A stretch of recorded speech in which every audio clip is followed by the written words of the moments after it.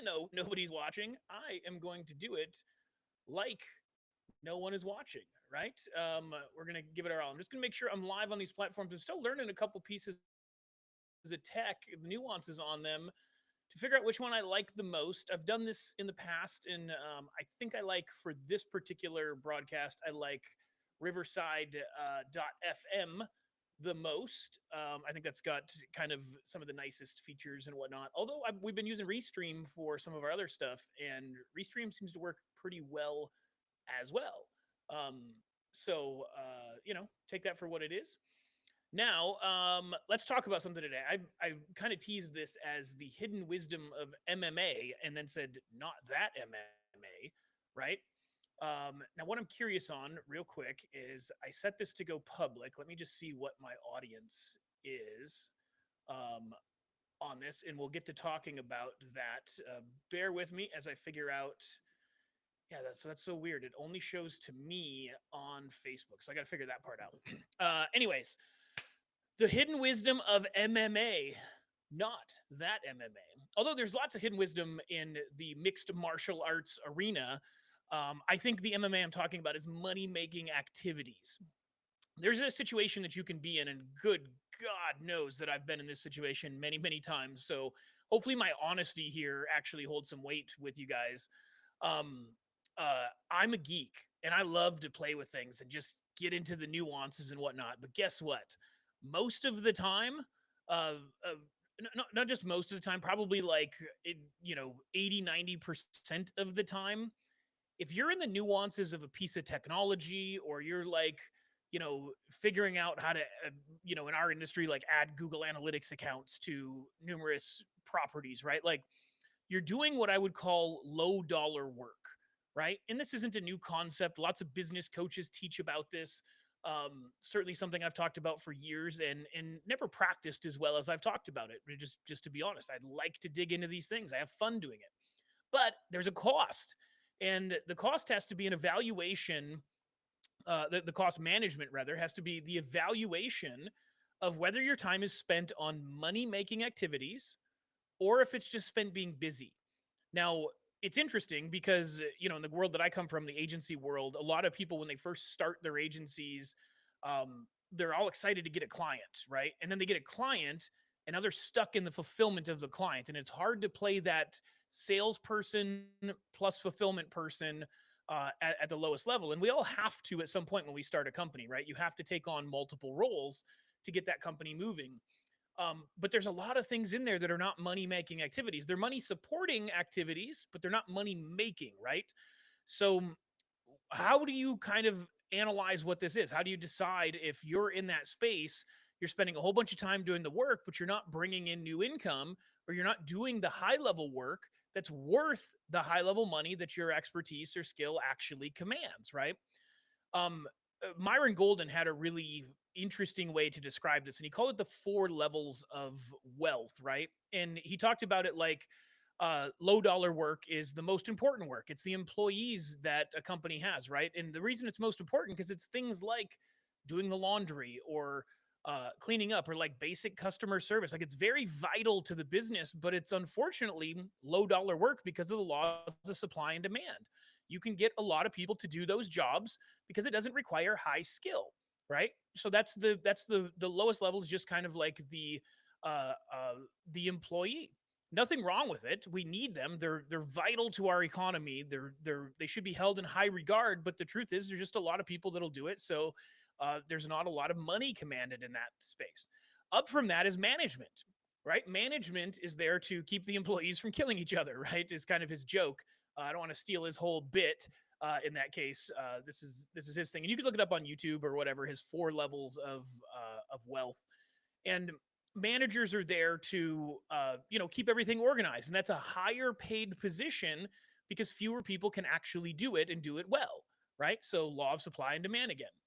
Next one is people who use their voice, right? People who can speak in a way command way more money usually than management. And if you look at any corporation, the salespeople usually make most of the money. In fact, salespeople that are on commission are effectively partners in the company, right? They're limited partner. They're partners to just the work that they produce, but it's still a partnership. And you could have a salesperson that's making 20% commission on sales and the company only profits 10%, right? And the salesperson's making more money sometimes than the actual company at a percentage level, um, comparatively. And definitely sales managers have salespeople. A good sales manager should have salespeople that are outpacing them in income because they're doing such a good job on sales. That's really how that part works. And that can also be, being out in the world, speaking on podcasts, speaking on stages, doing Facebook Lives for that matter, right? If you can use your mouth to communicate and you can get good at communication, fewer people can do that effectively. Truly. So there's a higher price command for that. So you actually earn more money there. And then the highest level that Myron talks about is the visionary, right? The visionary is the one who can see the 30,000-foot view and see how all the pieces come together and then cascade that down that list of people who can communicate, people who can manage, and people who can implement, right? And that's kind of a really important scale to think about. Each one of those has money making activities. Some of those are more like money supporting activities, and some of those are just things that have to be done regardless of money in the equation at all. Most of those things that don't make money are on the implementation and management side. They're just not directly money making activities, right? Somebody who can use their communication skills can always be in money making activities. Now, what does that look like? You might be like, Josh, you're trying to say maybe I'm not going to make money if I'm not out there speaking on stages and doing all of that. That's not what I'm saying at all. What I'm saying is you have to look at the things that you're doing on a daily basis and decide how much return on investment did I get out of that task, right? So if you put together 10 sales proposals a day but no sales actually close, that might be considered a money making activity, but clearly something is broken, right? So the activity that you're doing isn't actually making money. Therefore, it's not fundamentally a money making activity. And the reason might be is you might be spending too much time on the implementation of that proposal rather than the communication of that. Right. So I hope that makes sense the way that I'm talking about it. Now, communication is not the only way to be in a position where you can do money making activities, right? There are other things, but most real money making activities for a business person comes down to sales and marketing, right? There's really three core channels in any business. There's marketing, there's sales, and there's fulfillment. Fulfillment supports the money making. It's not the actual money making activity. And there could be some nuanced discussion on that for sure. We could have some debates and perspectives on those things. But here's the fundamental principle: if all you had was fulfillment and you didn't have sales, you didn't have marketing, you would just have a bunch of people fulfilling on what? You got to have the sales and marketing to be able to fulfill. Period. Right. And that's part of why evaluating this money making activity thing is so important. You have a skill set, and there's something you're very good at, and because you're very good at it, that means that you're above average, right? Compared to most people. And that means the market is going to, by laws of supply and demand, want to pay you more for your skills so long as you charge for it than, say, somebody else who doesn't have that skill, right? And based on that, you need to look at where you're at. I'm sorry, I'm being commanding in that language, right? Like you need to, you should, whatever. But what you might consider is looking at that from the perspective of what activities do I do that make me money directly? Because everything else can be figured out after that. If you have money and you have sales, the rest of the machine works. Money's the lubrication for the machine, period. So as best you can on that, um, what you want to do is work on, hold on, I got to check if my stream just stopped or not. I just had a thing interrupt me. Um, what you want to do is work on evaluating that appropriately. So, how can you go through that evaluation? Well, you could start a small spreadsheet that says, here's the tasks that I have on my list today. And then I use this for anxiety as well. You can say on scale of 1 to 10, how important is this? And my third column is usually who is best to do it. But you can add a fourth column that says, which one is going to make me money today? What's the potential for money making on this today?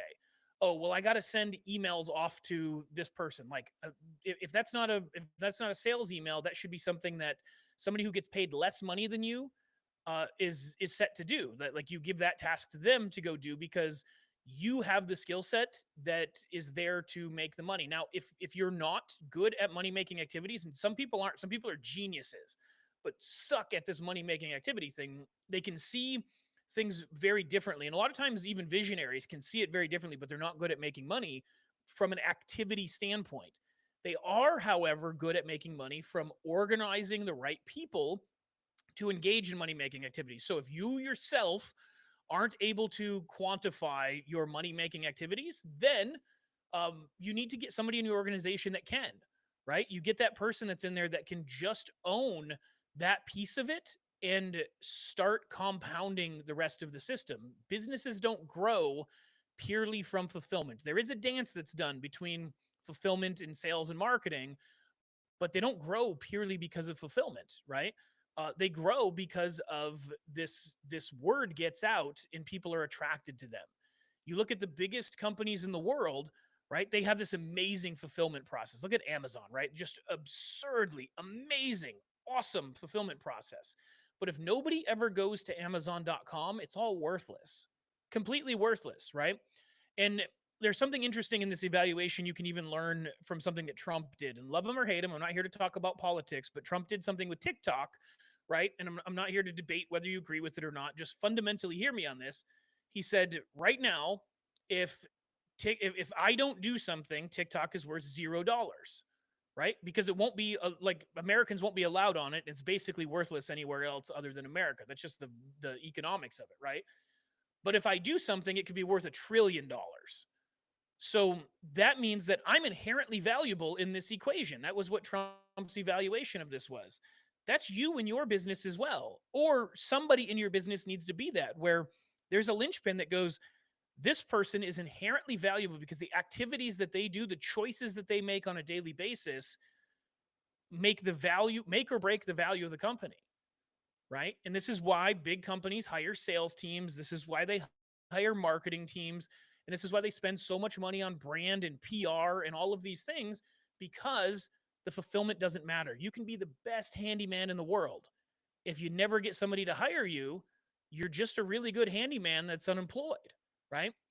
So there's this dynamic is really really important, and your evaluation of money making activities in your self, in your business, all of that directly compounds into the way that you're able to utilize resources in life. I'm not even going to make it a quality of life thing. People can have great quality of life without great amounts of money, but listen, money is required. Like, we just live in a world where money is required at some level. I don't care. You could say, well, move to Mexico and live on a beach. You're still going to need some money.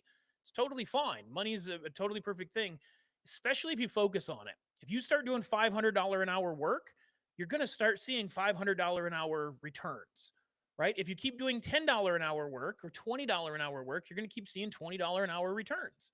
That's just the law of the universe, and it's the law of supply and demand. People don't value those other activities the same way that you might. I love being a geek and getting into these things, but those things don't pay me, right? What pays me is me getting out, talking to people, showing what we're able to do, and having conversations that lead to client relationships, right? That's one of the avenues that pays me. On the digital marketing coaching side, like, we have to do marketing to get people into our systems, our tools, all of those things, so we can coach them, which is what I love to do the most. But coaching doesn't inherently pay the bills. It's not the money making activity, but it's what I love to do the most, right? That's why I'm on here right now, because I love talking about this stuff. Right now, nobody's paying me to be here, right? So it's an evaluation of money making activity. Is that attention that you're getting? Is that work that you're putting in? Is that output that you're doing actually making you money? Is it $500 an hour work, $1,000 an hour work, $2,000 an hour work, $10,000 an hour work? If it is, then that's the returns that you should start seeing. If it's not, fundamentally, that is where you sit in that situation. So if you're in a position where you're like, man, I need money, and I know I got to go do these things, these things, these things, my advice has always been to people in the coaching circles that I'm in. This isn't universal for everybody. Everybody's a little different, and it's hard to give blanket advice to everybody who might watch this. But I've helped a lot of agency owners, move their agency past 6 and 7 figures, And the number one thing I tell them if they're stuck on anything for activity is they need to go get out and talk to people. They need to go be where customers are, right? That's going to be your highest money making activity. Even if you show up to an event and you leave empty handed with nothing but a couple of contacts, right? Even if you leave with no contacts, you made an impression, you started relationships. Those are threads you can pull with more money making activities that you can't pull sitting there building a website or sitting there building an SEO campaign or running ads or whatever. Those things are great. They're fantastic and they're very useful as a skill set, but unless you're using them to pull money into yourself, they're not money making activities. Now, the big trap here, and I've been going on for a little while. The big trap that people get caught up in is they've got a task list that requires them to account for many, many things, right? I've had a thing recently where a lot of people are asking me for resources that they already have access to, that they should already know where it's at. And as my time gets smaller and I'm focused more on money making activities, I feel like an absolute jerk by not just being like, oh yeah, here's the link, and telling them like, hey, you know where it is. But here's the truth. I'm nobody's VA. I'm not there to go get them the things they already have access to. That's not my responsibility. And it shouldn't be put on me to do while I'm trying to focus on money making activities. Like if I put that on myself, that's my fault. Right. And I can honestly say I've done it a lot in my life because I like to help people. But there's a part where virtue and money making activities don't always align. Right. When you can get them to align, that's amazing. It's awesome. It's fantastic. It just doesn't always happen, not every day. So that's what I wanted to talk to you about is just do a real evaluation of yourself. What are you doing with money making activities? What are you doing that compounds daily with $500 an hour work, $1,000 an hour work, $20,000 an hour work? I don't care what it is. What are you doing that compounds that? And what are the things you're doing that aren't paying you a nickel? I've been involved in projects where I put so much time into it. I ended up being a $10 an hour employee and we've done all this cool stuff, but it was like, gosh, what could have I done if I just put the time and energy into money making activities and paid somebody to do the other stuff? Maybe it wouldn't have been as fun because I like to dig into that. But here's the deal. Money as lubrication makes everything more fun because now you can dig in and get paid, right?